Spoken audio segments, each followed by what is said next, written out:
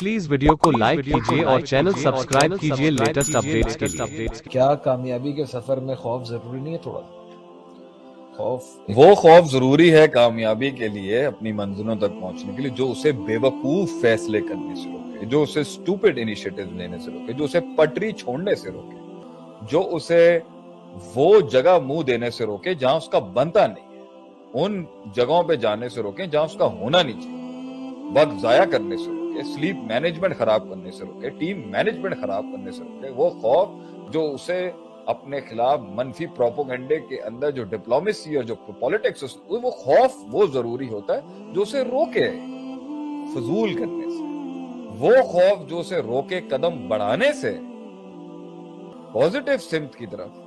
یہ خوف یہ تو اللہ کہتا ہے لا تخشوا الناس واخشونی، لوگوں سے مت ڈر، مجھ سے ڈر۔